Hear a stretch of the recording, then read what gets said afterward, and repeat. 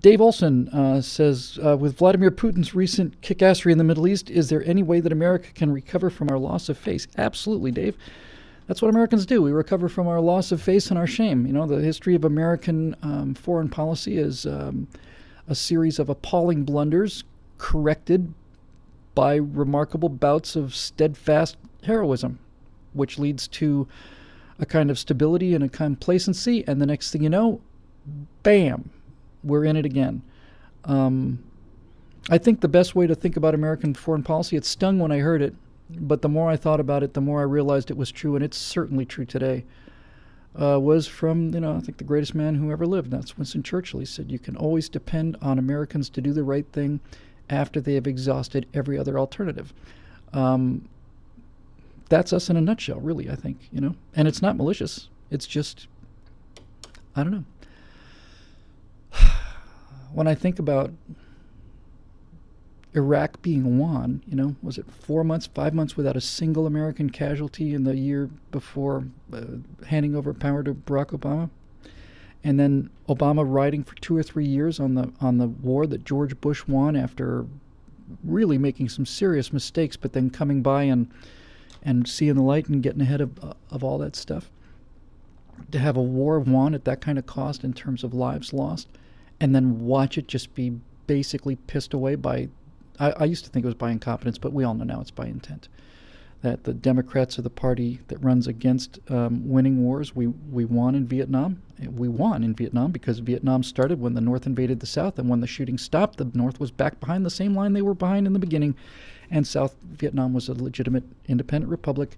And 2 years later, the Congress decided to pull the security agreement we had with South Vietnam, and the North poked a little bit. Next thing you know, they take it over, and 7 million people killed because of Democrats.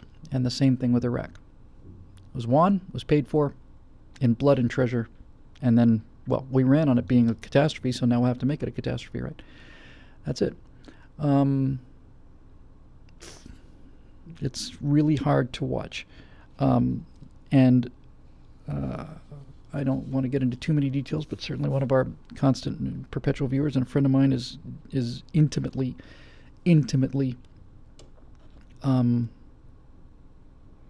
associated with what we're doing over there. And watching Russia come in guns blazing is into an area that really has been our area, one of our many areas of influence, is hard. And I'll tell you what's even harder.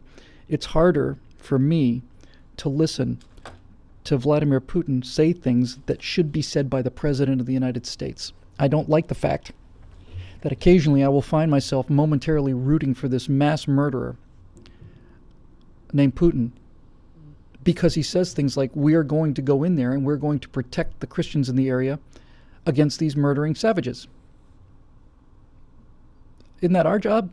Isn't that what we're supposed to be doing? Isn't that the job of the President of the United States? Now I know that, look, Putin's not doing it for that reason.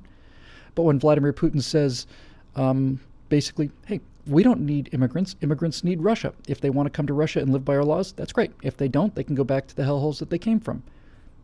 Perfectly clear, morally sound, defensive of his own culture, protective is a better word, pride in his civilization. Isn't that what we're supposed to be doing? Instead of the future does not belong to those who insult the Prophet of Islam, says the President of the United States of America at the United Nations. Really? I thought that's what this whole thing was about. I thought the whole purpose of this place was that I'm supposed to be able to say what I want to and think what I want to and say what I want to. And now you're telling me that the future belongs to those people who do not insult the Prophet of Islam. I think the Prophet of Islam is a jackass. What do you think about that, Mr. President? So who does the future belong to? Them? Yeah, we know. We know what side he's on. We know what side he's on. We do. I have this bizarre wish, and it's a fantasy fulfillment. It's wishful thinking. I criticize wishful thinking all the time. This is wishful thinking on my part. Doesn't make it any less fun. I have a wish that when he leaves office, the narcissism of the man, the raw narcissism, when the spotlight moves to the next president and he's out of the spotlight after 8 years of being in the spotlight, my wish fulfillment is that he will come out and say, oh, and by the way, I am a Muslim, have been the whole time. and I was born in Seattle or whatever. And my dad is Frank Marshall Davis. And all the things that we know to be true, he just admits to, just as a final stick, just a final poke in this country that he hates so much. I don't think it's going to happen, but I wish it would. Just because I'd like to see the faces of people. And listen to them basically say, well, what difference does it make if he was a Muslim? Because he is. He is. He grew up in Indonesia. Those were his, they say that your entire ethics system is determined by the time you're 5 or 6 years old. I mean, this guy was in Indonesian Muslim schools at 5, 6 years old and grew up in them. Of course he is. Every time there's a comment, every time there's when Islam is the culprit, he says nothing. When Christians are being called out, are you a Christian? Yes, shot in the head. When Muslims are standing up screaming Allahu Akbar, shooting people in Paris or shooting people here, nothing. Except occasionally when he's called out, he'll say, well, let's not forget that Christianity has its excesses too. I know what side he's on. And there are sides. So there you go. We'll recover our loss of face eventually, or we won't. We'll either lose our military might and standing in the world, or we'll get it back. And if we get it back, then we'll undo the damage we did at more cost in money and time and lives. And we'll have a period of respect and stability. And, the worse it gets, how do I want to say this? The worse it gets, the longer it'll last, right? If it turns into a big, nasty, bloody shooting war, then we'll win that war. Because we are unbeatable. When we are on our game, when we're all here, when we're all awake, we're unbeatable. I believe this to this day. China does not scare me in the slightest. What scares me is Barack Obama and Hillary Clinton and progressivism, and Bernie Sanders scares me. I'm not worried about the Chinese. And as far as ISIL's concerned, that is a weekend problem for us. ISIL's a weekend. ISIL's a busy weekend if we put our backs into it. And I don't mean like suppressed or contained. I mean destroyed. Done. That's a weekend. So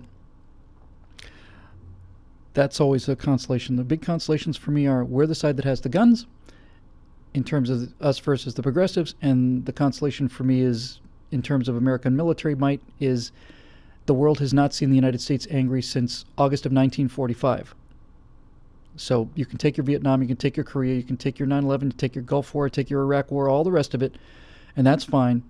But the world has not seen us fully angry and fully engaged since August of 1945, and you can ask the Japanese how that goes. So moving on.